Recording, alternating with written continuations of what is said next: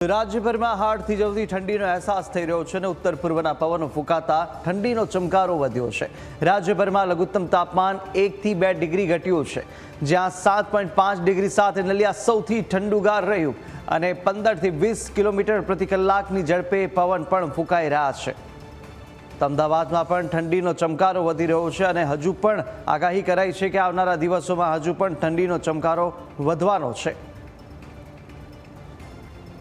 વધુ વિગતો સાથે સંવાદદાતા આશુતોષ આપણી સાથે સીધા જોડાયા છે। આશુતોષ, ઠંડીનો ચમકારો હવે વધી રહ્યો છે અને હજુ પણ આગામી 6 દિવસ માટે હજુ ઠંડી વધવાની શક્યતાઓ સેવાઈ રહી છે। અમદાવાદના શું માહોલ જોવા મળી રહ્યો છે?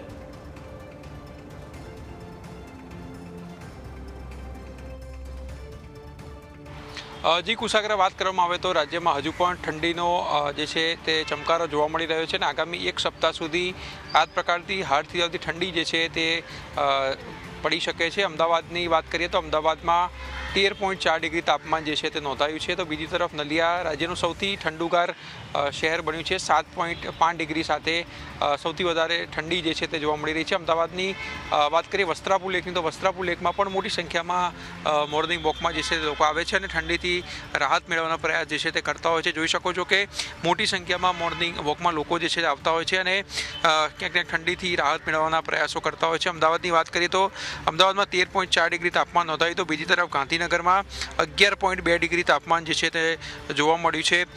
તો બીજી તરફ કંડલામાં 10.7, ભુજમાં 11.4 ડિગ્રી તાપમાન જે છે તે જોવા મળ્યું। રાજકોટની વાત કરીએ તો રાજકોટમાં પણ 11.4 ડિગ્રી તાપમાન જે છે તે જોવા મળ્યું છે। કેશોદમાં પણ 12.1 ડિગ્રી અને સુરેન્દ્રનગરમાં 12.4 તાપમાન જે છે નોંધાયું છે। ખાસ કરીને ઉત્તર પૂર્વીય પવનોના કારણે રાજ્યમાં હાડ થઈ આવતી ઠંડી જે છે તે જોવા મળી રહી છે। આપણે લોકો સાથે વાત કરશું, જાણશું કે ઠંડીથી રાહત મેળવવા માટે કયા પ્રકારની એક્સરસાઇઝ જે છે કરતા હોય છે અને કઈ રીતે ઠંડી જે છે તેની સામે રક્ષણ જે છે તે મેળવતા હોય છે। ખાસ કારણ કે મોટી સંખ્યામાં અહીંયા વસ્ત્રાપુરમાં લોકો આવતા હોય છે ને ક્યાંક ને ક્યાંક વિવિધ પ્રકારની એક્સરસાઇઝ જે છે કરતા હોય છે અને ઠંડી સામે રક્ષણ જે છે તે મેળવતા હોય છે। તમામ એજ ગ્રુપના લોકો જે છે તે અહીંયા આવે છે અને ક્યાંક ને ક્યાંક વિવિધ પ્રકારની એક્સરસાઇઝ કરતા હોય છે। અંકલ, વહેલી સવારથી આવ્યો છો, એક્સરસાઇઝ કરી રહ્યા છો, શું કહેશો? Good morning. હાય. ઠંડી લાગી રહી છે, કયા પ્રકારની એક્સરસાઇઝ?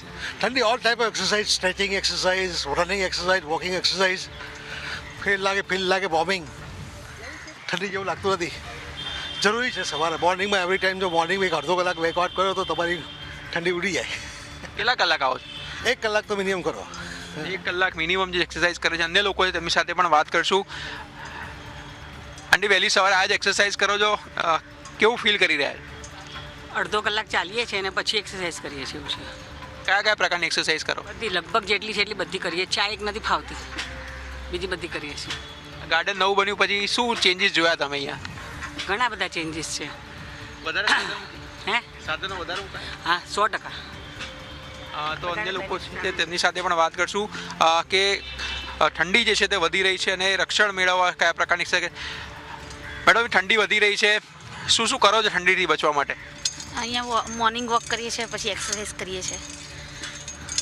બીજું કયા કયા પ્રકારના ઠંડા પીણા તો ભોજન લો છો જેથી કરીને સારું રહે શિયાળામાં? હળદરવાળું પાણી ને જ્યુસ ને એવું બધું વધારે લઈએ છીએ।